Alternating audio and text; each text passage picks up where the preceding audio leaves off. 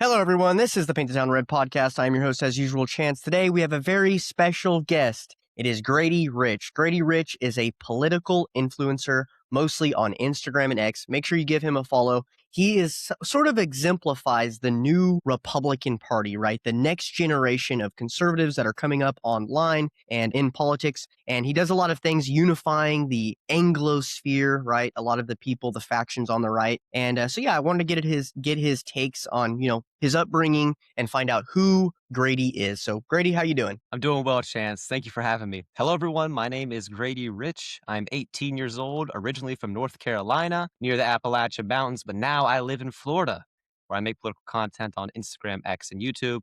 The reason I got into politics is because I've seen a slow decline in the nation.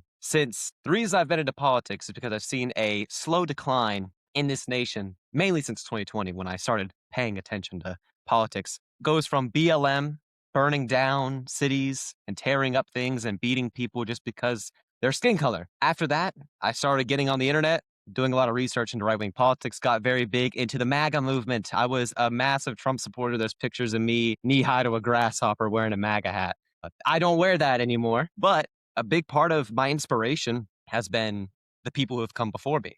My great-grandfather fighting in Korea. I remember being very young and him telling me, Grady, your ancestors fought for the Confederacy. And since then, I've been looking into my bloodline and understanding who I am as an American. And I found that not only have my ancestors fought for the Confederacy, but against the British at the Battle of New Orleans and also in Washington's army. And when I hear about these things and see these things and read about this stuff, it makes me proud of who I am as an American. And that gives me a duty to help this country and make it the best it possibly can because they gave their lives for that. So I can be here living in the greatest nation to ever see the earth. So that's my biggest inspirations of why I started and why I do these things. Okay.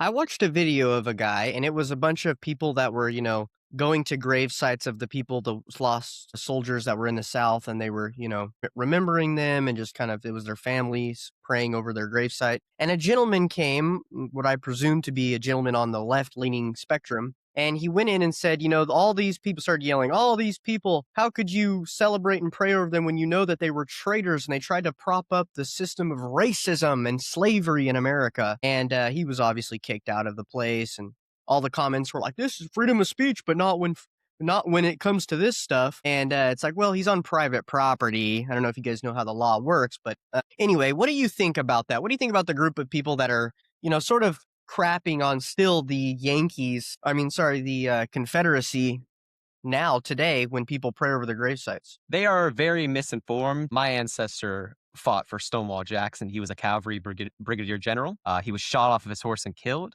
And Stonewall said he was one of the most courageous men he's ever seen in his life. There's also a high school named after him in Virginia. And his gravestone was vandalized about 6 years ago. Someone took a bucket of red paint and threw it all over the stone. What's interesting, though, is he never owned slaves. He was a horse racer. He was the best horse racer from his town in Virginia. And neither did his dad own slaves. Neither did his dad own slaves, and so on and so forth. He was a horse racer. He never owned slaves. There's this big misconception that every Southerner, like white guys like you and I were just cracking the whip every day. That's not true at all. Only around 3 to 9% of the South owned slaves. And really, it wasn't like you and I, who are not the wealthiest people in the world, we weren't owning slaves. We were taking care of our own stuff. There was no owning slaves. And who owned those slaves and sent them over here? That's a conversation for another day, but we're going to stick to the Confederacy. The Confederacy has been looked and frowned upon for its views when it comes to slavery and fighting for the slave rights. And I had a college woman text me the other day on Instagram trying to debate me about this. I said, have you read the secession letters that the states put out? No, you have not. Most 99% of people have not read the letters. So until you read the letters and see the reasons why they actually seceded, don't tell me it was all about slavery. Because you have states like Arkansas who go on in their letter to say, hey, why is the federal government buying our land in Arkansas? They were very upset because the federal government was having massive overreach. North Carolina felt like they were in a pinch between Virginia and South Carolina to be a part of the Confederacy. South Carolina was very open. Yes, we need slaves. Mississippi said, we want to eventually free the slaves, but right now we think it will hurt our economy very badly. The South was very rural. It was a very rural town. Florida, interesting enough, my state, in their secession letter, they complained about the Union not paying port taxes. So all this stuff, it takes into factor. It's like these absolute clowns believe that every secession letter was like, huh, well, we want to own black people. That's why we're seceding. But also have to understand the states have a right to secede. If the states want to leave, they can. Thomas Jefferson voiced very much concerns about the Carolinas having too different of a culture, and maybe they should have their own country. He voiced major concerns about this because, again, the Mason-Dixon line, there's a lot of different cultures throughout here. The South has, in my opinion, has the best culture in all of America. It's a beautiful place. It has great people. It's just so much different. I've been to New Hampshire, I've been to Vermont, and I will tell you, those people are not the same as the people from the South. And I hate to say it, but I see balkanization of America on the table. I'm not saying it's absolutely going to happen, but it's very much possible that it could happen because of the divide that still happens today. Wait, balkanization? What do you mean by that? The states breaking up into a bunch of small states. And maybe, you could have the Carolinas being their own country. I mean, you could have the Confederacy going again, New England breaking off and being their own sect of a country. But I you fear think that happening today, is what you're saying? if divide amongst race and culture continues without a solution, I could see that happening because, again,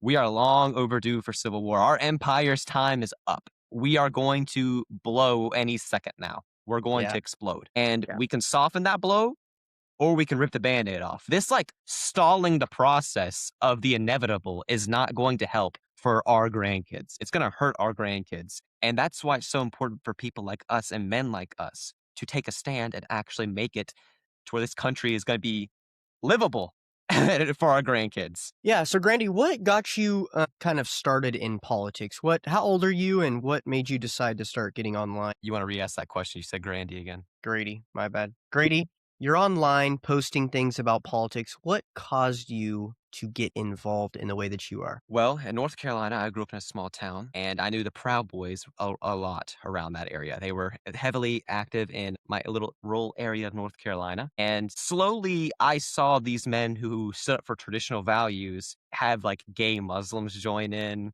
and just straight up feds, people who are just like, let's go out and fight people. Let's bring our guns to rallies. Dude, where's your wire at? Where's your wire at? And again, I wasn't a part of it because I was too young. I knew these people around. I just heard stories. And I even went hunting with a guy one time who ended up raiding the Capitol. Like 2 weeks after we went hunting, he got arrested. I mean, all this stuff, seeing them get involved was like, oh, that's cool. These guys are getting active.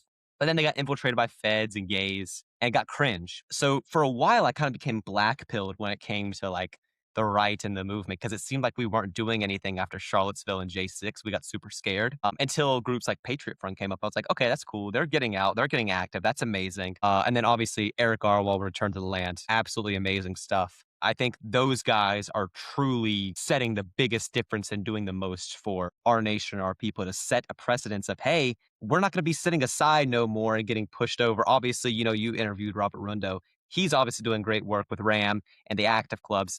It's awesome. We have people who are actually getting out and getting active. It's not this cringy, like, oh, you can come here if you're legally. That was a big problem for me. That's why I started really getting into politics because if they're illegal, they can come. I lost a lot of my political friends over disagreeing with this. But if they're coming here legally, I don't care. I don't care.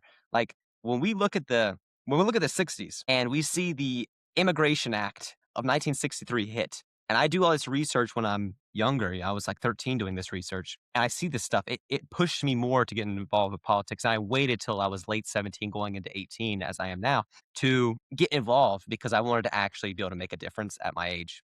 So moving into politics, I started off with X, and that was very fun.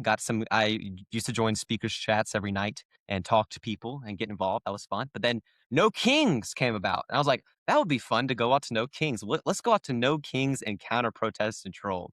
And it was fun. I went out to No Kings. I got screamed at, threatened. I got my Mexican buddy to hold up a sign that says deport all Mexicans. He got yelled at for that. I went out there a few months ago again. They threatened me. The Communist Party was out there handing out flyers. I mean, this is the type of people we're up against. Literal communists out in the open. It was some twink with half of his head shaved, and then he had like a weird like middle part, but it was going down the back. And he was wearing like long leather boots and fishnets. I couldn't even tell the gender. I think it was a guy.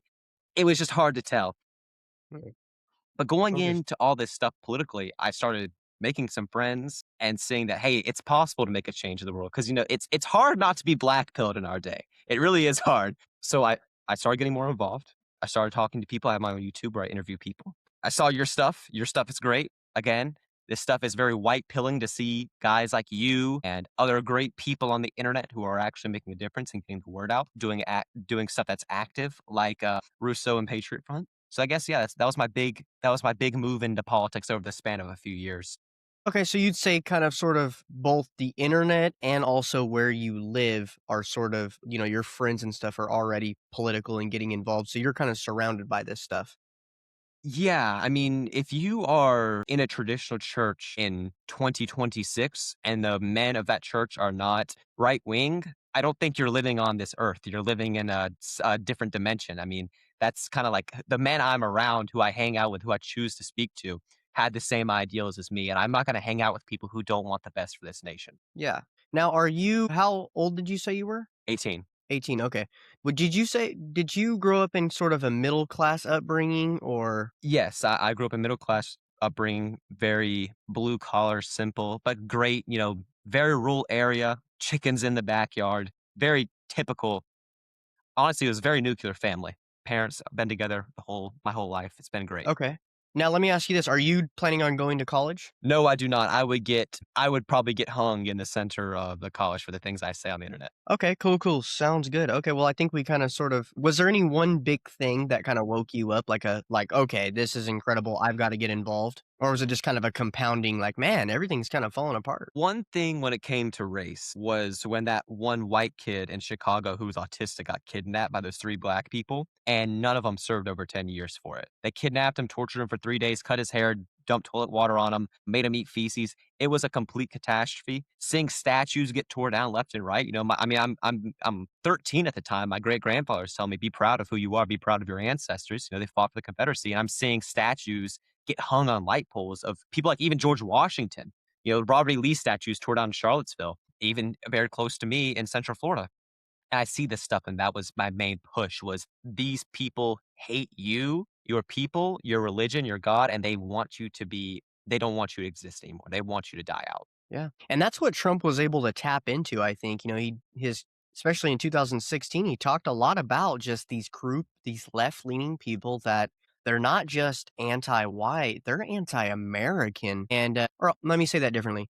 They're not just anti-American, they're anti-white, any type of white. And that's why our immigration policy looks the way it looks. Like, it's not like they want equality in all things and representation. What about our immigration policy? Which shows a bunch of 90% of them are non-white people. Like, what about the equality there? But anyway, it is something that will wake you up when you find out how evil these people are and how they just flat out hate America. They hate whites, and they're trying to take over our empire. That's what they're trying to do in the clearest sense. They go on TV. Ilhan Omar goes on TV, who's from Somalia, by the way. She's a Congress member. She's been elected by white people in America. And she says, we need to extinguish whiteness. How much more clear can you be? That's what I question. Some of the stuff, there's differences between the right wing, the new right wing, and the old right wing. And they want to be like, oh, well, the left just wants to talk about race. Well, it's more than that. They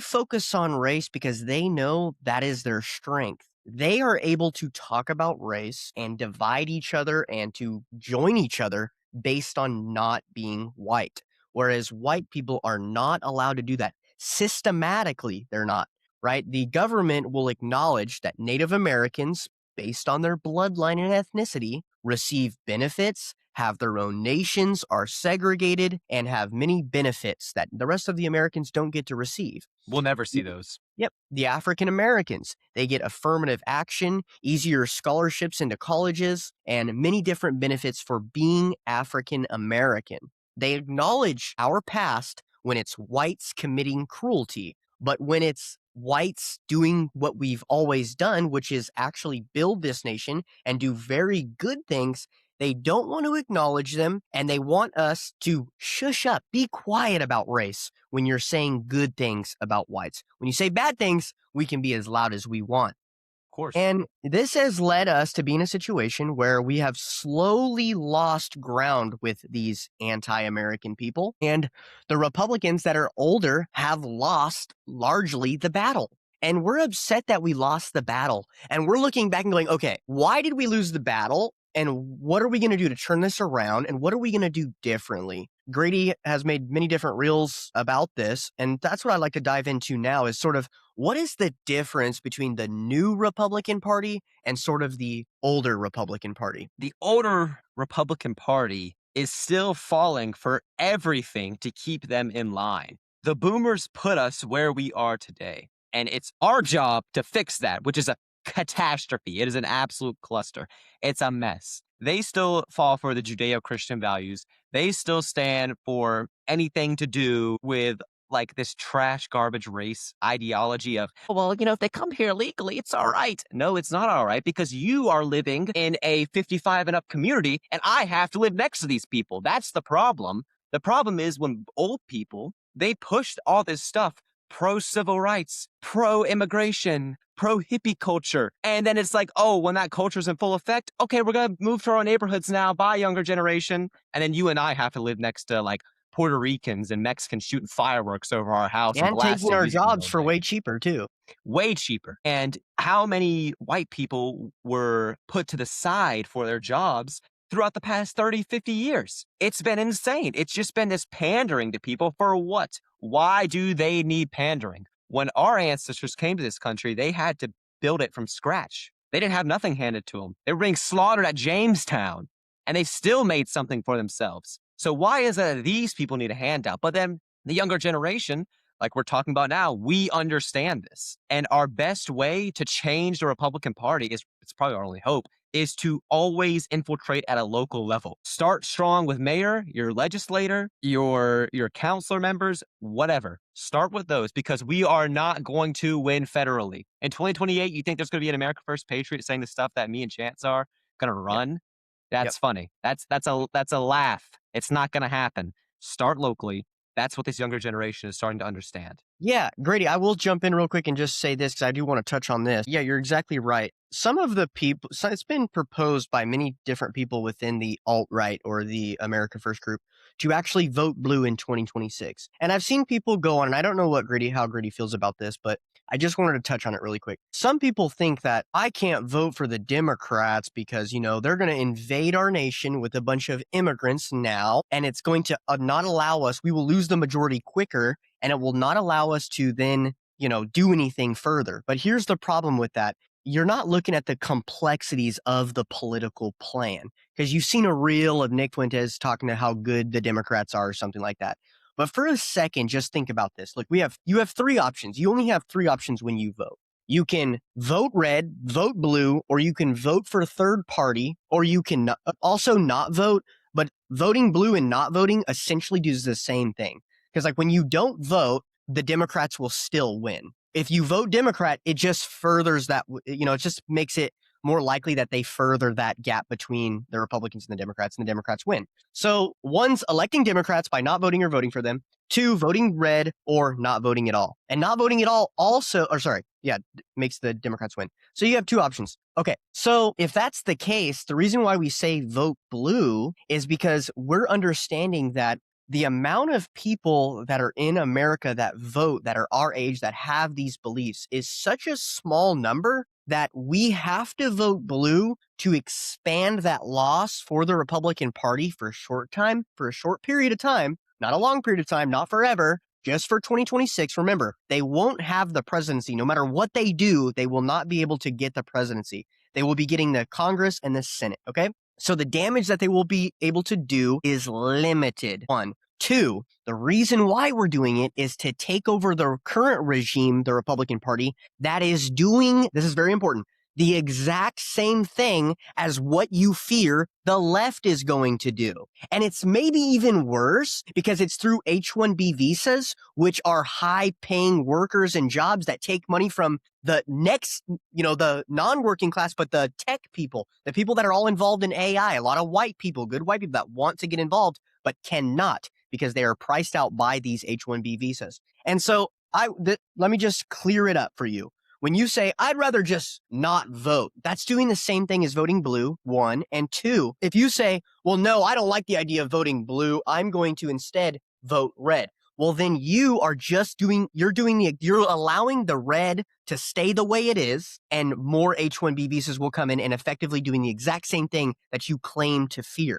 And then there's another aspect to it, which is you say, well, I'll vote third party. Yes, exactly. But your third party vote will mean nothing if we don't currently make the current GOP lose. So if you vote red or don't vote and the gap's not big enough, the Republican Party stays alive, Trump is still in power, doesn't lose anything, and then we go into the 2028 midterm or primaries, your third party vote will be laughed at. And they will just vote in the Marco Rubio or JD Vance. It'll be easy as that. Whereas if we make them lose big in the midterms, it gives your idea of voting for a third party or a different candidate or the America First paleo conservative a shot at winning. So I hope I cleared that up a little bit for the people that are not on board with the plan. And I understand if you're on board with just like, I'm just not going to vote, that's perfectly fine. I understand that you don't have it in you to say, I can't vote for this group because they're so radical and they're just idiots and I can't stand the Democrats. I can't give them a vote.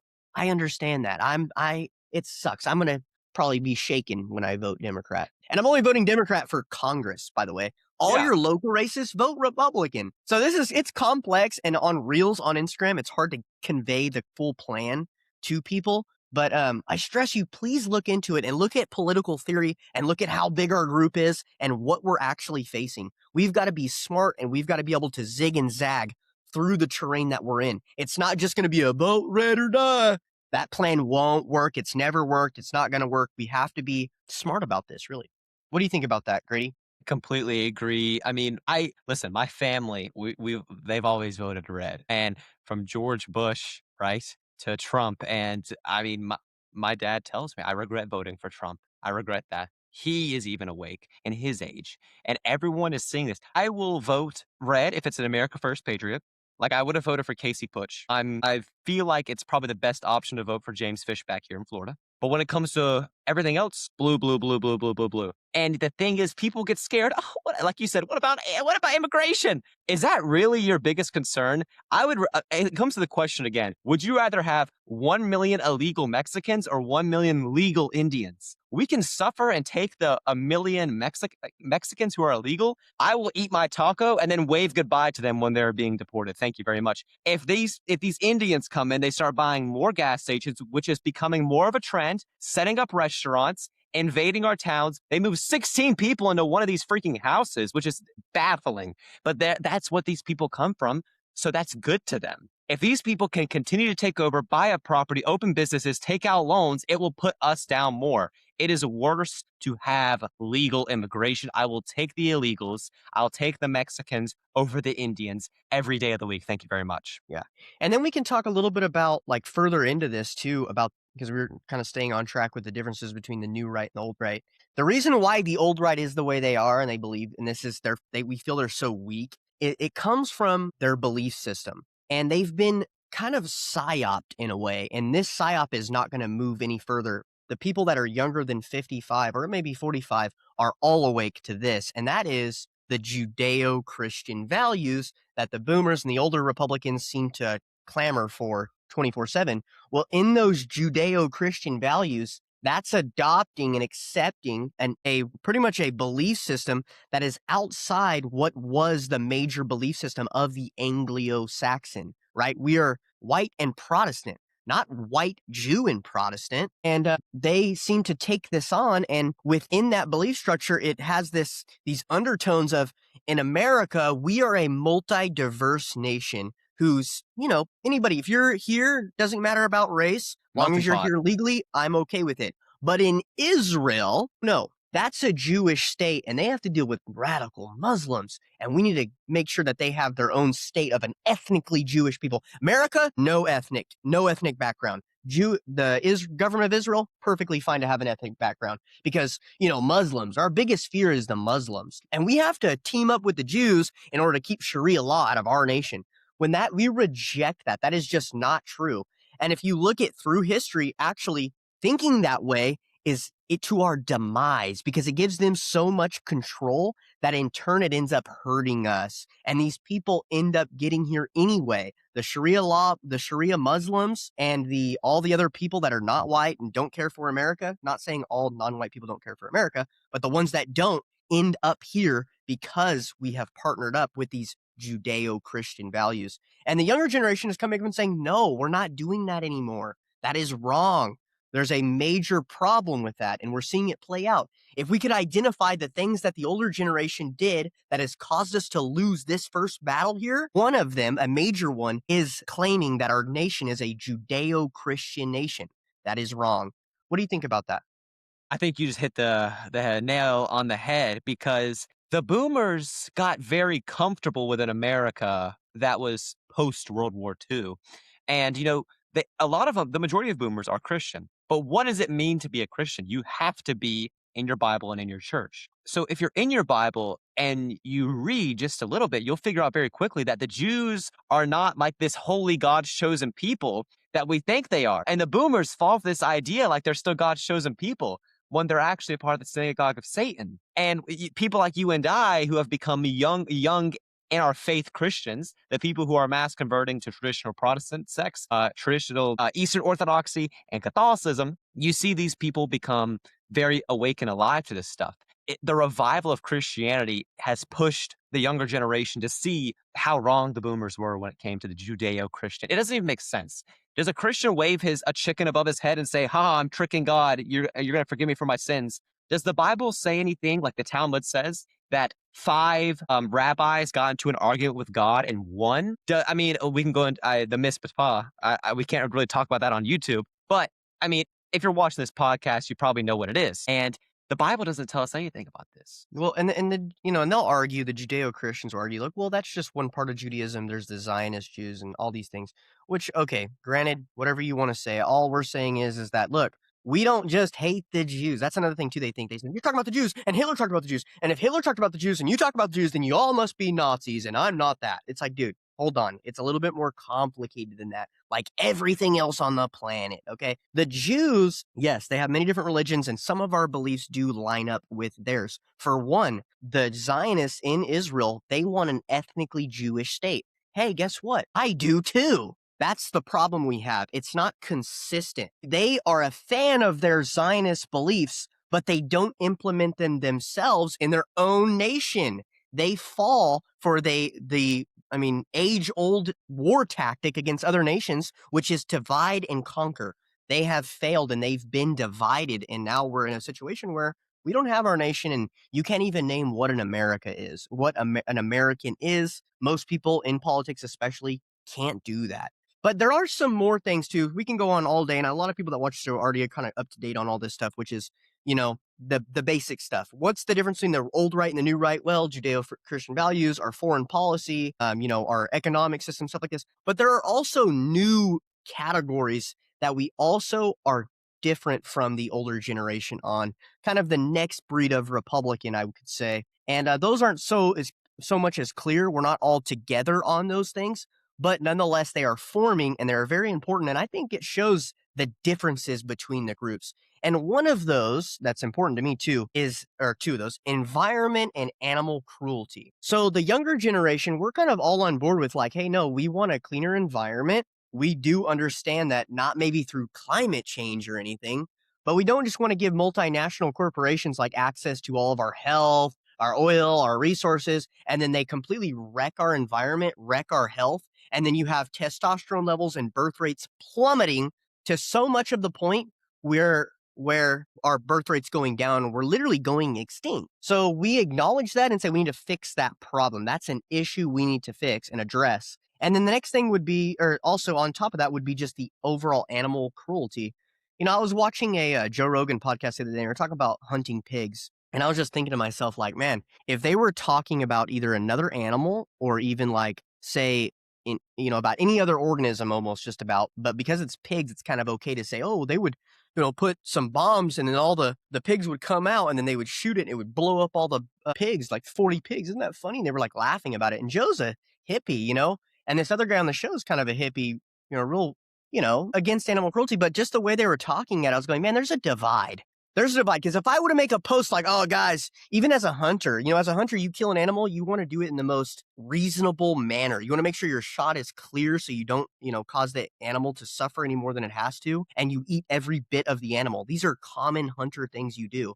But to talk about even with pigs, even with squirrels, it doesn't matter what it is. Now, bugs and certain pests you have to get rid of in a more, a way that you kind of kill a lot at once because they're such a mess.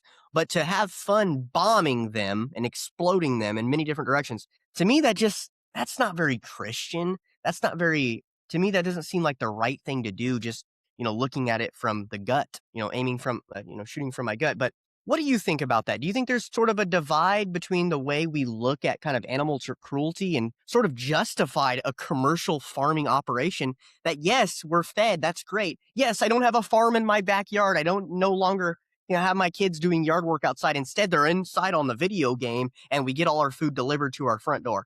Wow, that's such a better existence. And now we're all poisoned and all these companies are making more money. What do you think about that? What is so wrong with having a farm? When I was in North Carolina, I had many, many pigs, and they were killed very humanely. I have chickens. I just slaughtered some chickens a few months ago. Clean off with the head. That is the most humane way to do it. And I don't understand what's so wrong about it. Wouldn't, like, as fathers and mothers, wouldn't you want to see your kids in the backyard playing with chickens? It's hotter than 40 hells in Florida. It feels like Dante's Inferno right now. But going out there and hanging out with the chickens, it's a great time. The boomers have lost their minds when it comes to environmentalism with this, because they were like, oh, them dang hippies, them tree huggins. I will gladly hug a tree if it means it does not get turned into a suburban hellhole where a bunch of H-1Bs are going to move into. Thank you very much. I will always be for preserving our world that God gave us. Like, as Christians, you should be environmentalists. You should be completely against animal cruelty. Oh, it's just a pig. You sound like you don't care what God gave you. God gave us these animals. He let us name them. They're ours now. They listen to us. That we should be taking care of them in a humane way. Like in LA, major cities, you have crackheads injecting drugs into dogs to test the drugs and test needles. And now you have Spencer Pratt running for LA mayor. I don't know if he's a plant or whatever, but this is what I do know is he's talked about stopping the animal cruelty. It is an epidemic. James Klug did a video on dog cruelty in these major cities. It is an epidemic of people not treating their animals right. I've never not had a dog in my house. I've always had dogs in my house throughout my life. I've always had chickens. I've always had some sort of animal. And I always love them because they are made by our Lord perfectly. Like, our animals are perfect. Man was perfect before he fell. And now our animals have to suffer because of our sins and our unholiness. So we should treat them the best we can because, again, God gave us animals for a reason, not just to blow up for fun. That's so demonic and Well, inhumane. yeah. Yeah, and I'm not suggesting like the older generation doesn't respect and love animals. No, God, no. A lot of the reason why I love animals is because I was taught it by my grandparents and by the older generation.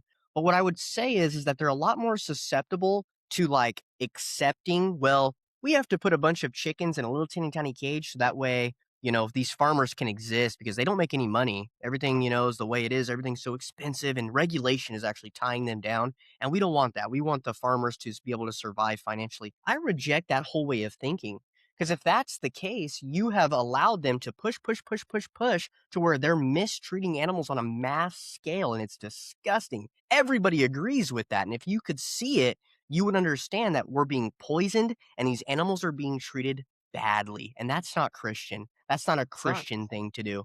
That's a very capitalist thing to do, but not a Christian thing to do. I'll ask you this, And Chance. regulation in some way when it comes to animal cruelty is something that the new younger generation, the young right, is adopting into its rhetoric. It's saying, you know, yeah, we don't wanna, actually do that. We would like to bring the farms back to the people and to the communities. Also, it's worth mentioning too, you notice when our population really dropped off, so, like, our population was good when everyone would have 9 kids. All of my grandparents, 2 generations back, at least had 9 to 12 kids, almost every single grandpa that I have, all the way back up even in England. And the reason why is because they all had farms, and so their kids would actually help out on the farms, okay? Now, I understand they could take it too far. They can have 12 kids. They're all like slaves for their parents and they never can get out. They never go to school because they're focused on picking potatoes. Today, with our advancements and everything else we have today with online learning school, that is just not the case. And you can go to school and help out at the house with the homestead or whatever you need to bring in a few extra groceries, even in a suburban home. And so adding that to our way of living, I think is essential. And I think the new Republican Party is starting to talk about that, saying that, our population dropped off. Maybe we should bring back in, producing food from our homes rather than just buying it all the time. It's genius. I mean, again, no one is coming to help us. No one's coming to save us. Start growing your own food. Start getting chickens in your backyard. If you live in the city, I feel bad for you because they only allow you to have a certain amount of chickens. They don't allow you to have any like cool animals. But let me ask you this, Chance. If we didn't have a bunch of people pouring into our country every year, would our farmers need to justify slaughtering animals in a very cruel way? Do you think they would have to justify that? I'm sorry, you said if we didn't pour in the illegals? If we I didn't mean, have a sorry, bunch of people moving into this nation all the time, do you think we would have to slaughter animals so fast and rapidly no. and inhumanely? We wouldn't have to. So maybe if we just like kicked everybody out and like started treating animals better, and that sounds so hippie, I know it does. But again, we've been tricked to think it's a hippie thing. It's like, hey, hold on. My people are being replaced and my food is poisoned. This isn't good. I mean, it's very Oh, simple. right, and housing would go down, the cost of living and housing and having property would all go down if we, got rid of all these people, 100%.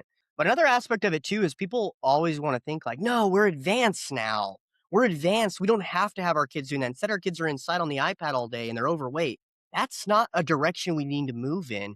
We need to move in a direction where, no, when you have kids and it's kind of like this, and this is what happens on the farm all the time. There is a give and take with animals that's reasonable that I think God put us on earth for. And he actually talks about we're gonna have domain over the fish and the beasts of the world. And it's like, well, how does that work? Well, 'cause say for instance, you have a backyard or a piece of space and you have chickens. What do? You offer the chickens protection by building them a hut or whatever so they don't get killed. And then also you offer them all of the bugs and your land to feed on. What do? They give you free eggs essentially. Now you got to buy some food, but if you have a good enough property, you don't really have to that much. And so that will deliver you with free eggs. All you got to do is just go out, set everything up, and pick the eggs up. It's like it pays for itself. Okay. Same with kids. And when you have a farm, like if they do a few, chores on the farm or like in your house, like we don't have a farm. We have chickens and stuff like that, but not a farm. And I have my son take out the trash, do the dishes occasionally, stuff like that.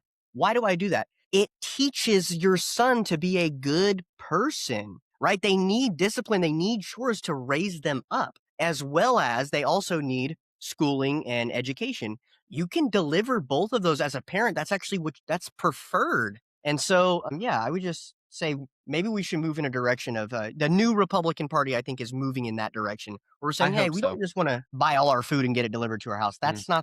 That's not a good thing to do. I completely agree. And one more thing on this is if you like, again, our communities are just like no one knows their neighbor anymore. I've said this many times. We have to start at a local level. If you want to change the world and you don't know your neighbor, you're not going to make any progress. If you know your neighbor, then you know your street, then you know your neighborhood, then you know your town, then you know your county, then you know your state. You could expand on that with having chickens and producing eggs. Here, neighbor, here you go. You're building community off of this. It's a great thing. And then those neighbors will feel compelled to do something back for you. That's how communities are built. I just wanted to throw that in there. Yep. And it makes us more resilient to blackouts or food shortages or whatever. Hmm. It brings the price down of everything. Now, I wanted to add this too because it can also go too far, and especially on our side of the right, like this alt right movement. Sometimes it does go too far. People are like, yeah, yeah, environment. And then pretty soon they're like touting, talking points from the Democrat Party. And that's not good either. It can go too far. And we've seen that with the left. One of the new ones right now that I've been looking into a little bit is the data centers. So, data centers, if you don't know, are essentially like a block of computers, tons of them, that pretty much hold all the data, collect all the data, and do all of the work behind AI and other things that we do in technology. And a lot of people, their first glance at it goes, no, we need to shut down these AI centers because it's poisoning the water and get them out of our nation. Well, I would say a revised vision of that. It's not about, we don't want to poison our waters, of course not. But if we can find a way to make these data centers clean and we can find a way to make sure that Americans are getting hired through them, not a bunch of foreign people that are being shipped here and getting high paying jobs to pretty much take all of our data, because America has to compete on the AI stage. And they'll give you this narrative that, well, if we want to compete on the AI stage, we have to partner ourselves up with all of the Jews that are in power, like Sam Altman. And we also have to pair ourselves up with the Indians who provide all of the telecenters and stuff like that, all the educated people that we need to bring here. I reject that. I want AI, I want data centers, but I want American AI data centers, and I want them to be conscious of the environment. That is the new revised vision, I think, with the data centers. That's different from the simple left-leaning things like data centers are bad, AI is bad. We just need to stop all this and go be hippies and stop wearing deodorant. I mean, that's just not realistic either. It's not. Would you agree? I actually would agree. People are very anti-AI, but it's like, hey, man, the people in the 40s were a lot also very anti-nuclear weapons. We have to be on the world stage because we've set ourselves on the world stage, whether you like it or not, with the space race, with the nuclear arms race. I mean, with the entire Cold War shows this. Like, we put ourselves up here. We have to put ourselves in the AI. Hire Americans, make sure it's not going to destroy the environment, and run it. Do it.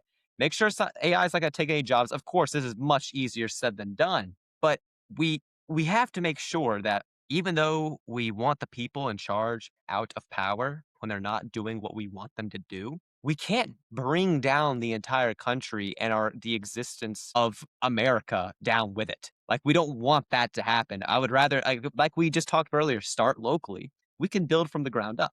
But if we just pull down everything on our heads, then we have nothing to work for. Yeah, we'll talk a little bit more about the specific details of politics maybe a little later in the show, because I do want to talk about that with you. I think it's really important to, especially for the people that really listen and pay attention. There are routes we need to be taking now, and you should be mobilized and start working that direction. But before we do, I wanted to talk a little bit about sort of the factions of the Republican Party that we're in, or the on the right that we're in. We're kind of like the alt right, right? The new Republican Party. And even within that group, we're very divided. We're not just one big clump of younger people on the right that are all gung ho for being against Judeo Christian values and, you know, being racially conscious, but also being environmentally conscious, right? There's factions within that group too. And I think that's important to talk about because if we do want to lead if we really want to, this generation, the Gen Z and millennial generation, want to actually take over, look at what happened to Gen X. They simply were stuffed out. They're still stuffed out mostly, like literally still. Why is that? Because they've been beat by the boomers. The boomers are out competing them. They have the positions of power. They're in the position. If we want to do that, if we want to be able to dethrone them and cut through the noise in order to get things done for our group and what we believe is right, we have to be politically sound, but we also have to be unified because there's so little of us. I can't understate that. First of all, we don't turn out to vote at all. Like literally, we're at such a low turnout rate, it would baffle you. Okay. Like within your city, well, I get everyone's population is different, but like get up on a tower, look all the way around you as far as the eye can see, and probably like 20 people out of that whole area agree with your political takes. That's being How very generous small of a too. I number. mean, That's being generous, yeah. Like, we are small numbers. That's why we're implementing things like voting blue in the midterms because we're trying to pu make us seem bigger than we actually are via voting. So, with that, I think and you coined this, saying, which I really like, unity of the Anglo-Saxon or Anglo-Saxon unity. I think that's so important. Obviously, there are different groups of white people within America, but unifying groups like that, there's sort of the Nick Fuentes Groypers crowd, and there's sort of this Patriot Front crowd. And then there's like the Candace Owens women, and then there's like all these different groups of conspiracy theorists and all these things. But we all agree on a lot of the major principles, but there's a lot of infighting. What do you think about think it is very unnecessary. Like you said, we're making them more of a minority out of ourselves. Like, again, we get it. There's problems with every side of the aisle. The Groypers aren't perfect. Patriot Front isn't perfect. A Candace Owens crowd, enough said. Of course, it's not going to be perfect, but we're going to have to find some agreements on this. If we're okay with unifying with the Democrats just for the midterms, we can't even unify with the people who are on the same aisle as us. Like, not just the Republicans, we're talking about the far right. Like you just said, the alt right. We are far right. We still cannot find agreements. We're going to find agreements with the Democrats. Come on now. It is a very low effort work. And that's why the right has struggled through so many years. Because the left, you will have a very, very typical Democrat, very basic, oh, my grandfather and my dad voted blue. He will agree and unify with an Ilhan Omar. Like, we cannot even unify with the guy who's just like us but disagrees on one thing. Well, who do you follow next? I follow this person. Oh, we can't be friends. We can't talk to each other. We can't work together. That is retarded. That slows down the movement completely. I And get criticism. I criticize everybody all the time, and I get people I lose followers because I do. And I think that's important. But to create them as an enemy and just be very, spend your entire show talking about someone who's like literally right next to you in politics, and yet there's an entire world that's out to eat us, to me seems counterintuitive and a wrong thing to do. But that's just my opinion. Before I wanted to take a quick break, a little bathroom break, real quick, and we'll be right back. I'm excited to go pee, but I also wanted to plug, and I'll have you plug some of your Instagram, Twitter, stuff like that. People, how they can reach you, follow you. Before I do, I'll just tell you guys, we're about to talk about how to get involved politically, and I actually have a school. Okay, it's a school, and I don't know if you guys ever heard of school, but you pretty much go on. You guys have a chat with me. You have me one on one. You can contact me anytime. I give political lessons on there, pretty much how to make your chances of getting involved in politics better, essentially, right? Then we talk about networks, building up a group of people who have money to support your political aspirations, finding candidates, good candidates that you can help run in order to expand. You want to start small with a snowball, roll it down the hill, and then it grows as time goes on.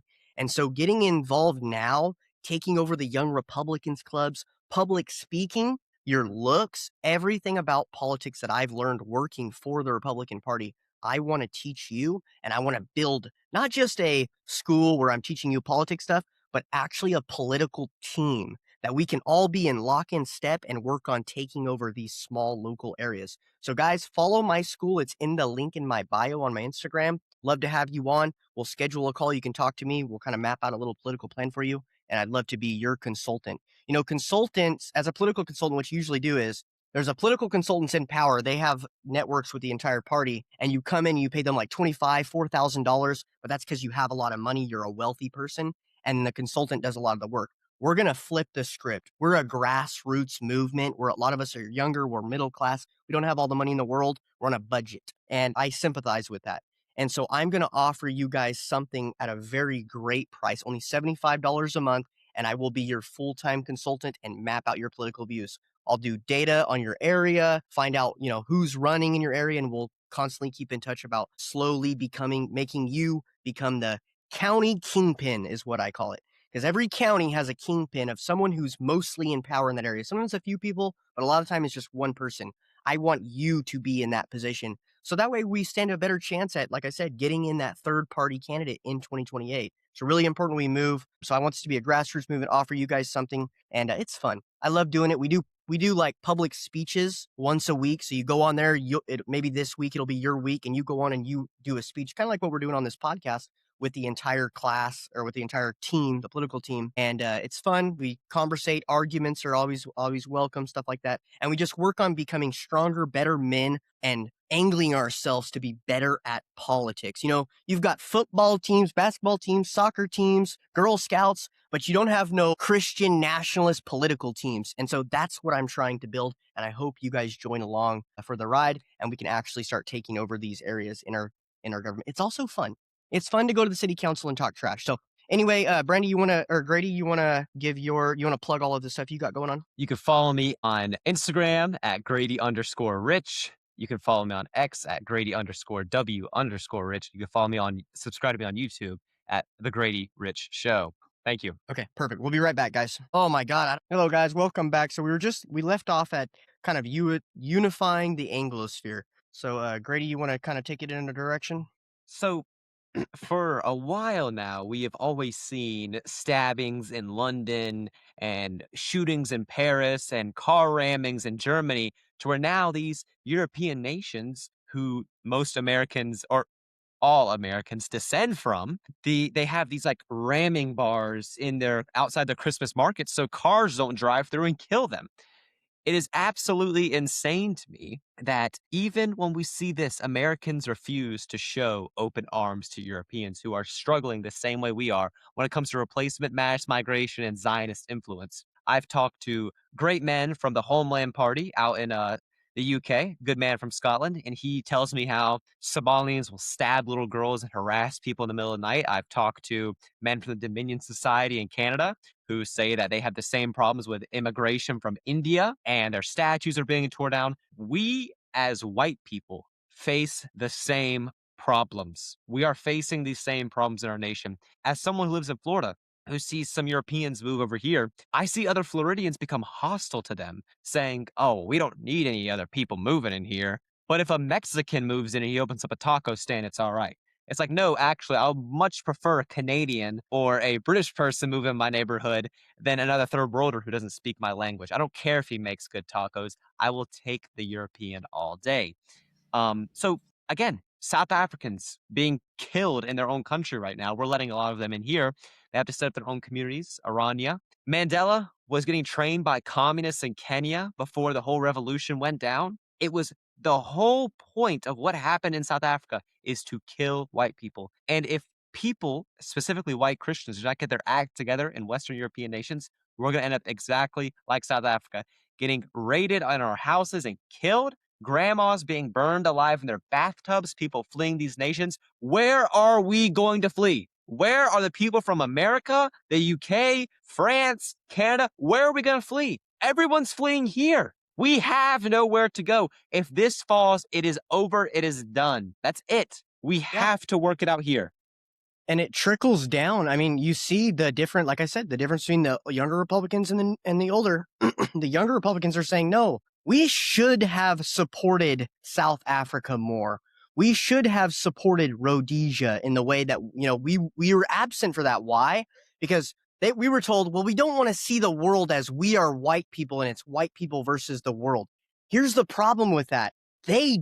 Other people do operate in that manner. The Yep. people that are here from other nations that are not white are trying to benefit their own nation. The Hispanics and all these people, they make money here and they send it back home.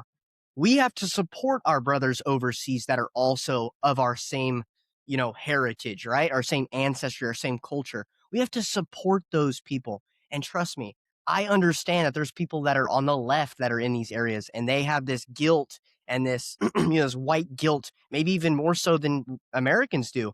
I understand that, but we have to reach out to them, make coalitions, and look at ourselves in that way because it'll be soon that we won't be around anymore if we don't. We're a minority with our views. A lot of those men out there are a minority in their views. Should they just suffer and accept what their lives are like just because we don't like them because they're not Americans? It's like, hey, idiot, these people literally built the world. Like, it wasn't for Europeans and their great conquest and their just will to strive. Like, they wanted to know everything about the world. So they strived and they conquest and they took over nations and they colonized and they learned and philosophy, religion, all of that. If it wasn't for Europeans, we wouldn't have none of that.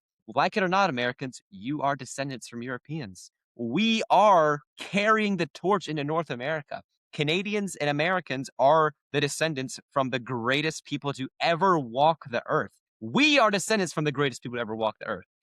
And in the name of the greatest people to ever walk the earth, white Christian men, we should be the ones who say and have the biggest say of what goes on in our society. Letting Somalians stab women to death and harass people, letting a man who defended himself get thrown in jail with a bond of $1.2 million. Carmelo Anthony stabs a white kid to death in cold blood because of a seat mismatching. And he goes to prom. Chud the Builder can't even see his own kid. That kid is going to bed right now with no father in the home. That's what our people suffer through. But if it was anyone else, it'd be okay. Let him go. It's fine.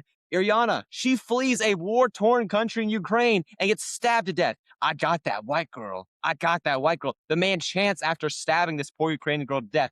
If that girl was black, every black man on the bus would have stood up and killed that black savage who had 39 arrests before. But since she was white, they didn't see it as much of a problem. They walked away. White people have to become tribalistic again to make America and our countries great again. It's not going to happen without it. We've lost all of our communities after the civil rights with anti-white and Zionist push of hate of our people and our culture. If we don't gain that back, what our forefathers and founding fathers had before us to just strive to manifest destiny. We don't know where we're going out west. We're just going to go out there. We find gold. We find gold. We may almost get to war with the British. Whatever. We're going to conquer Mexico, destroy their entire empire. Operation Wetback, World War II, destroying the Japanese Navy, owning the world. This is what white people do. And we're going to let that go down the drain for what? Because some Jew tells us we can't have something? Because some third worlder wants to live off of benefits? Screw that. My ancestor rode into battle on horseback and got shot off of his horse. For what? For me to not do anything and let my kids be replaced by third worlders and beat up in a minority town? Because they are now the minority. Because when they go to school, they're now shoved in lockers for being white. No other reason for being white. Ask any white man or woman who's grown up as a minority in their own town. They were bullied, they were destroyed unless they converted to Wigger culture. If they weren't braiding their freaking hair, gunslinging, drug slinging, they got beat up and chased out of town. We cannot let that happen to us, Chance. We cannot let that happen to my kids, and I will not let that happen to anyone's kids. That is our biggest goal right now, to bring our communities back together from the ash that we've been put in by Zionists and third worlders. Yeah, and I'm not I'm not even going to say that the older generation doesn't agree with everything you just said. They do agree with it largely. The problem is that they value it at a different level of importance.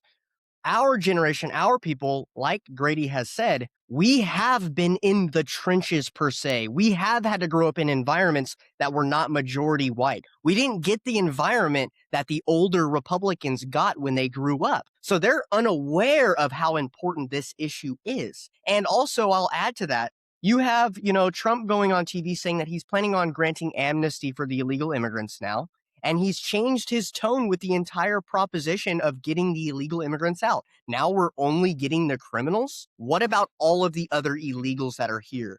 Just because they have a job doesn't mean that they should be here. And just because they're legal also doesn't mean they should be here. The Republicans don't take that, the older Republicans, they don't take it serious like we do because they don't have to deal with that. Also, another aspect of it, and they go, well, how so? Trump is against it, and we're only, that's one thing we don't agree with Trump on, but we still support him because of all the other things. Right now, white people want to come to America. The Slavic people, the Ukrainians, all of these people, they want to come to America, especially from the UK. The second biggest place that people listen to the show for this show, first is like LA, New York, and then London. Okay, so there's a lot of people in UK and Europe that want to come here that sympathize with our message. And yet Trump is deliberately blocking those people from getting citizenship. That is a major issue. To me, that disqualifies you from getting my support any further because it's such an important thing. Whereas the older Republicans are like, nah, it's more like 4 or 5 on my list of important things. That saddens me, and that's why we've lost the battle, and that's why we see ourselves becoming a minority in our own nation. 2050, that's in our lifetime, dog. That's in our lifetime. I mean, the boomers don't have to deal with it because it's not directly in their backyard, like you said. Yeah. In Florida, we have this thing called the villages. If you're a Floridian, you know what I'm talking about. It's a boomer, old people only community. They have their own Publix within the neighborhood. They have their own hospitals and restaurants. They never have to leave the neighborhood. What is in that neighborhood? Orgy parties at pools, constant sex parties, complete degeneracy. But they vote majority Republican in there. These people are that whole image of the villages. This is why our society has went downhill from, and I'm not saying every person in the villages participates in it, but they don't have to deal with the things we had to deal with. Hey, if an H-1B migrant moves in next to you, Chance, sorry, that's what you had to deal with. That's what you had to deal with. So if a Puerto Rican or a Mexican moves in next to me, that's what I have to deal with. There's nothing I can do about it. I have no 55 and up community to go to. Maybe in a few years I would have had return to the land, maybe a community I could move into. But now that a Jewish woman got rejected from joining it with her black husband, they're getting sued and they may get shut down. Because it's like you said earlier, black people, they can have the NAACP. Asians can have insane representation. Jews get the ADL. What do white people get? White people came and had their own communities out in the middle of the Ozarks of Arkansas where there's no cell phone service. Hello, name me one black person who wants to move out to the middle of the Ozarks. If you can find one, I will give you $1 million and I will sell myself into slavery. I'll concede on all my politics. Okay. Yeah, it's also, there's an aspect of it too where Throughout us being like we're anti-racist, we're so anti-racist, that has also led us to be demoralized. And for some of the younger men, especially the white ones in America, we've sort of valued the other cultures, right? Black rap culture and other things above our own culture. I was doing, after I got online and I got some, fan or not fans, but people that listen to the show from other, Europe and stuff. I learned about hard style and all these dances that Europeans do that I'm like, dude, this is sick. I love this stuff. Why didn't I have this as a kid, or why didn't we look into this? We're all doing the Dougie and we're all doing these movements. Why do they dominate the culture when it comes to music and art and everything else? Because they've demoralized us. I know when I was in high school, the reason why, I'm not going to lie to you, I wasn't wearing a cowboy hat to school. I wasn't wearing a suit and tie. I was wearing some of the more hip hop culture type clothing and culture. Why? Because first of all, I'm a man, okay? And I don't want to be known as like a weak person. And the archetype of whiteness that's been told to us is sort of a weak white who's in suburbia who doesn't know what it's like to live in the trenches, as they would say.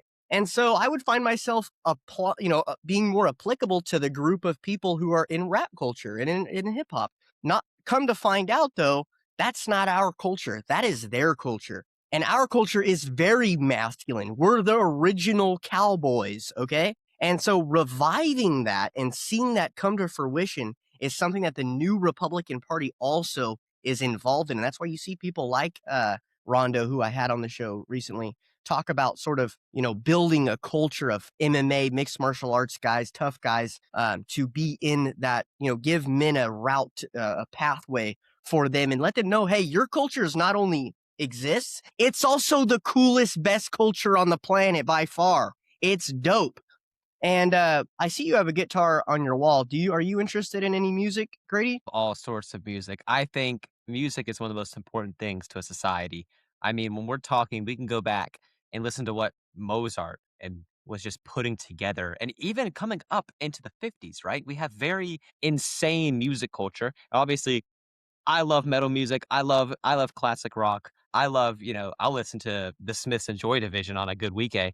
But when we listen to this music, it's very well put together and it's made by people who understood what music was. But the people before that who really understood what music was, were white Europeans. We're not banging on bongos and eating mud pies. That's not music. That's not music. When we look at orchestras and people who are in opera, they have a love for something that Europeans put together. When we read anything about history or philosophy, you and I have a love for something that Europeans put together. Music is so important because let's say you and I go to school and you listen to rap, like you dress hip hop too. You dress like a gangbanger. That will influence the way you perform at school. It'll influence the people who you hang out with. For me, if I listen to, let's say, Led Zeppelin and rock like I do, it'll influence me in a way where I'll have long hair and not cut my hair. But it can be for the good or it can be for the bad. And that's why classical music is so healthy for the brain. That's why these people who were making this music long before our day understood how important it was to have music. It's so important. It sets a mood for an occasion. It helps people mentally with music. How many times when people are sad do they go to music? It fits the occasion. So if we don't have good music being put out by good men and good people of this world, our society is, of course, going to get destroyed. Listen, I'm from the outskirts of the Appalachians. I know what it means to have good music. I've gone into the hills and listened to the people play bluegrass for hours. It sounds amazing. It's great. Who created that? Who created this absolute insanity of music? It's these backwoods people who had a love for their culture. That's why it's so important for us to tap into who we are. When that comes to reading, when it comes to building communities, when it comes to religion, when it comes to music, it comes to all these things. If you cannot look around your room and find books about your history or your people, religion, your philosophy, you're making a mistake. It's so important to be and tapped in with all of these things. But that's my biggest point on it. Is music is very important to society. Yeah, and a lot of people, especially on the left, they'll bring up how Seneca said, one of the Stoics, that a man who has nothing else left in life will often take pride in his race because he has nothing else to feel good about. And I would say that is true in a lot of ways, but it's also just as true that if you take zero pride in your race and culture, that you are also a fool because it's going against the nature, right? It's going against what has kept us alive as people, as a group, as a culture. If you just let it die out, you will die. That's just the way it is. And so part of the new right is to revive that. Yeah, I'm actually that's why I think Nick Fuentes was a big pull for me is because finally someone stood up, had pride in our group of people, fought for us, but then also more than that, had a little bit of a style, right? Had a little bit of a culture of its own, right? The whether it be like the hard style music or sort of the, wearing a suit with a shaved face, things like that that are very traditional Anglo-Saxon type Protestant, or I wouldn't even say Protestant, but Anglo-Saxon American type things, that's really important. And you're seeing a lot of people fall in line, and I'm glad to see it. But yeah, it's just as dumb as it would be to take pride in your race once you've lost in life completely and nothing else to take pride in. That's dumb. It's just as dumb to take zero pride in your race whatsoever. That's Well, suicide. say when a lot of men come to the realization that all they have is their race, it's because they literally have nothing else. You could like in the 60s and 70s, there was people our age who their whole life was like metal shows, like experiencing new waves of music coming through Mhm. and maybe just working. But you cannot only focus on that now. It was like, oh, well, I'm just kind of living my life. I'm a blue collar worker going to church on Sundays. But now it quite literally is all we have is each other. We don't have the government to run to for help. I mean, they're not here for us. Nobody's here for us but each other. Yeah, and the thing is too is we're being sold to relinquish our culture. We're being sold that, okay? You need to understand this. It's not just about, well, these other cultures actually outcompeted you. And so when you were 18 years old, that's what was appealing to you because it was better. I reject that. If you look at the charts in music, if you look at Hollywood, they are owned by a group of people that want to demasculate our culture and our people in America. You're going to tell me that Beyonce was the number one country artist for like 3 years, a few years ago with one album? I don't think so. I don't think the majority of country listeners agree with that at all. And it was a big thing in the headlines for a long time where the majority of country listeners were not a fan of Beyonce's work, but because they own this music industry, they were able to instill that. And that's a problem because it trickles down. And you had in the 90s, you had all these great bands of like white guys doing rock and stuff like that. And then it just completely fails. And you got a few like Greta Van Fleet coming up and stuff like that, but they're just all dried up. Why? Because there's no route forward. The gold that's at the end of the rainbow of not going to do your career and doing all these things and trying to become a music artist is gone. It's not the same for our people versus everybody else. And that's why you see this influx of people who are being supported. Although, by the way, by the CIA, right? The CIA and federal agencies will actually prop up certain artists for reasons we don't know, or we think we know, but who knows what it's really for. That saddens me because we're at fault, and now we're waking up. We're going to be a minority in our own nation, but we don't even have our own culture, and that's sad. We've got to reinstill that. I believe we do have our own culture. It's really strong. It's really popular, and we have to fight through all of these external forces that are trying to keep us down. Where are you from, Chance? I'm from California, What? See, is California. Central. So is Central California waving Mexican flags and always celebrating different cultures and saying happy Ramadan, happy Indian culture, whatever everything that Gavin Newsom puts out, or is it So finding gold and manifesting destiny?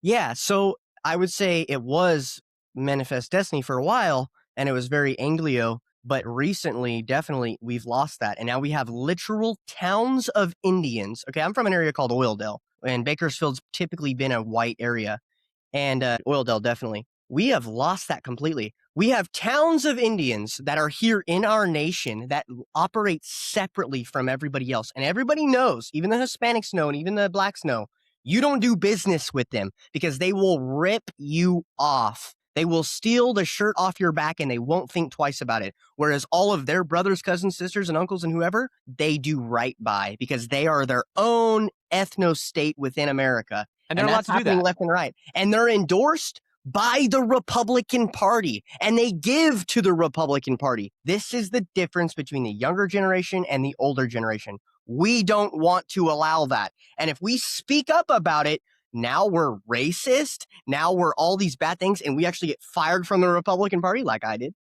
That sucks. That's horrible. We can't even fight for our own people and say, hey, no, this is America. This isn't India. Okay, India's over there, America's over here, and we're American. You can't even say that without being feared of called racist by not the Democrats, more so from your own Republican Party, the boomers. That is why we're resentful of the older generation. And that's why we're going to vote blue in 2026 and we're going to take over the GOP. Yeah, they've become the Republican Party have become so defensive about this racist word that they are now what they've become. Like they have become now what they hated. They hated the Democrats for always accusing them of racism, but now when people like you and I are like, huh, California is only about 30% white. That's a problem. How dare you say that? Mhm. Hold on now, guys. I thought we were supposed to be the cool ones here who didn't care about what America people said in freedom of speech. America's a melting pot. No, it's not. And the younger Republican Party is saying, no, we're not a melting pot. We're not doing that. That is wrong and it's disgusting and it allows us to be very vulnerable to every nation that wants to take us over. It makes us so vulnerable. And you guys are, they think they're so morally and smart and just above the clouds on everything. No, nature is what it is. And we shouldn't sin or hate on any group. And we're not advocating for that at all. But you can go too far in being not having a realization about race. Okay, you Mm. have to have a realization and be what's called racially conscious. So important. Yeah, why is it that more Hispanics and people from other races identify as groypers than white people? It's not because there's not majority white groypers. It's because white people are scared to say something. How many Mexicans do you go on their profile after they're posting like white supremacist content? Yeah. It's Yeah. like it's like they're brown. It's like, hold on, uh, Well, yeah, you're and doing that's that, but the you and I would get banned for that stuff. right, right. But that's the thing too is like, people will say like Mexicans are not white. It's like, well, some of them are. Like some of them have Spaniard DNA. They may Some, have yeah, a little bit of native in them, and for those, they probably have more leanings towards the Mexican nationalist government. And if we want to be more racially conscious, then we have to understand why they might have a allegiancy to their home nation. But also, too, we have to be somewhat, in my opinion, this is not the opinion of a lot of white nationalists, you would say, or like pro white advocates on the right. We also have to be understanding that, these people are our culture, they are Christian, and they are majority white. Like a lot of them are white. And so we shouldn't be so quick to like denounce them and complain about them. But also, too, I don't hate on the groupers for having Mexicans within their fold. I don't. And that might be disagreed upon by a lot of white nationalists. But I think understanding that there's complexities and what percent are they actually native versus what are they Spaniard. Because look at the Romanos, look at the Sicilians, look at all the Spaniards. They have darker skin. They don't look exactly like a Guatemalan, of course, or but they are European, and so mhm. yeah, I think we Well, should be able to, like I said, we're trying to unify the Anglo-Saxon sphere. We should also focus on unifying the overall European sphere as well, and sure, I think that Cubans, includes them. I don't wanna Cubans as leave well, my I don't wanna leave my white brothers behind, in that way, I think of course. we need to understand and have some grace, so yeah, I I just wanted to completely agree. mention that because I'm privy to that group as well. Well, you look at Cubans who moved to my state of Florida, and the majority of them who move here look white. Yeah, Like, if I took a picture of my good Cuban friend and showed him to you, like, oh yeah, that guy's 100% white. You wouldn't believe that he came here when he was 3 years old in the touchdown law, right? So people like him are white, but what are they also for? Everything that we're saying, a good chunk of them are for it. mhm, They are so against communism. They understand what the left pushes. mhm, And they're also like, "Yeah, diversity's bad, but we still wanna be here because, we're just like mhm, you."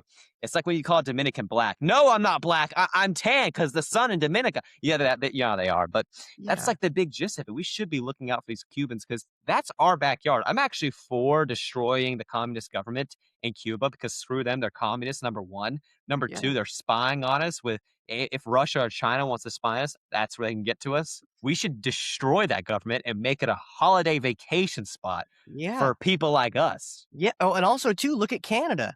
Like Canada, they have some liberal ideas. They have some, mixing of their own and natives and stuff, but Alberta wants to secede. We should be why are we not conquering our own land? Why are we across the ocean conquering other lands? I don't want Gaza to be a hotel spot for Trump and his cronies. I want Canada to be it.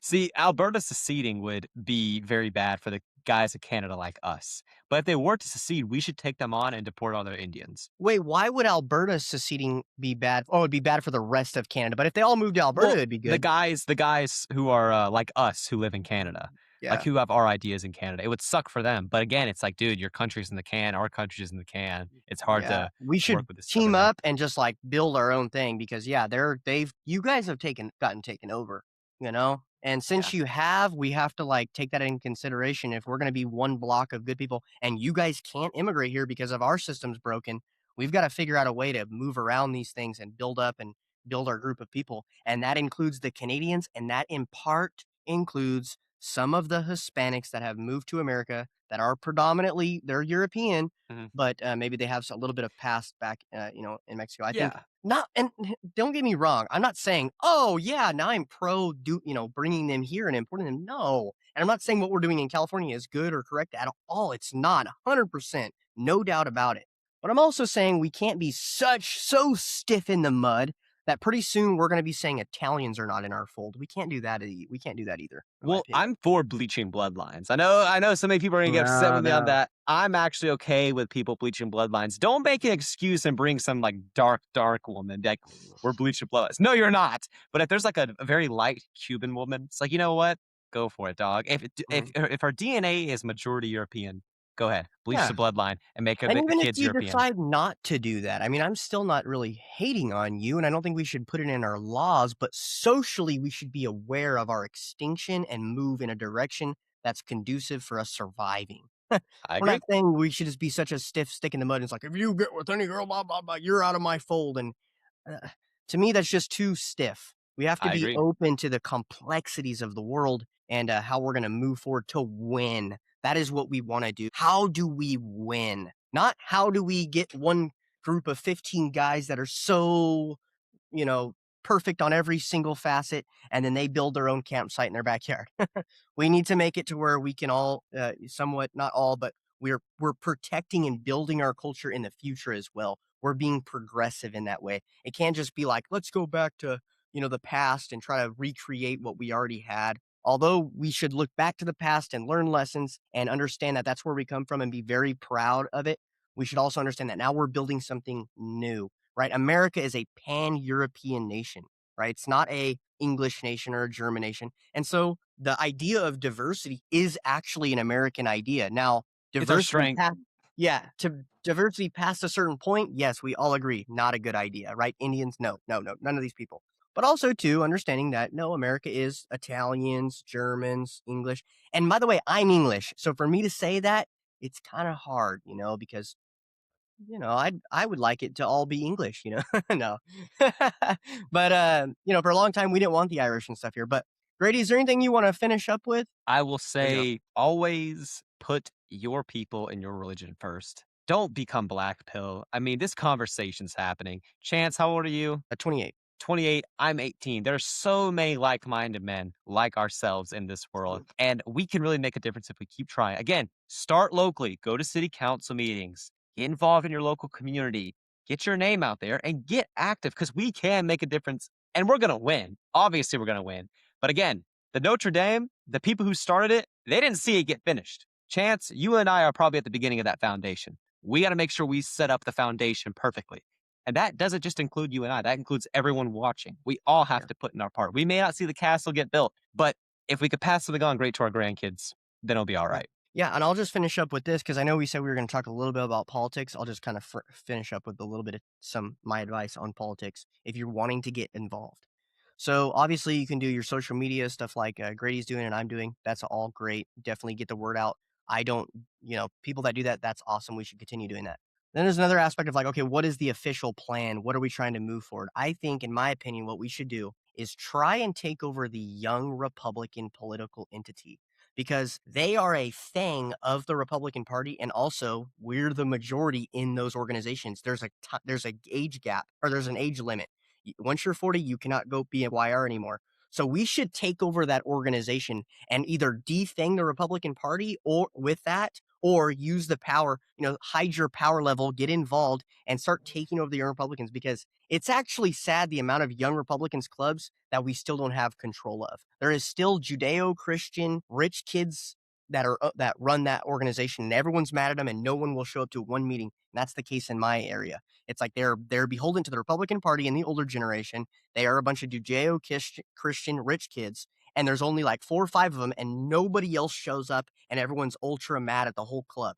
We have to be able to infiltrate those clubs and take them over. It simply is beating them in election. They're going to play dirty. They're going to do these things, but there's ways around that. And I'll give you the details if you guys end up joining the school, or just message me and I'll probably just tell you for free anyway. So yeah, I just wanted to end with that. That's kind of our political plan, at least on my side, is let's take over the Young Republicans clubs like officially. And so that way we have some institutional backing as well. A lot of money goes to the Young Republicans, believe it or not. Mhm. So anyway, guys, this is the Painted Town Red podcast. We hope you guys have a wonderful week. This show will be coming out probably tomorrow, I'm assuming. So it'll be Friday, or sorry, today's Friday? Today's Thursday. Thursday. Yep. So tomorrow, Friday. Maybe I'll get it out this afternoon. I don't know. I'm kind of busy, but Grandy, thank you so much for coming on. We appreciate you. Make sure you guys follow Grandy on X and Instagram, and Grandy. Yep, Grandy. Sorry, I Grady. keep You wanna Grady, redo that? right? You wanna redo that? Grady. No, that's okay. Grady. I'll mess up your name. I'm sorry, guys. It's hard for me. I have a son that's named Brady, and so I don't know why I have a You tendency just to try and say. merge them. Yeah, yeah. It's all good, homie. All right, guys. Have a good one. Thank See you. ya.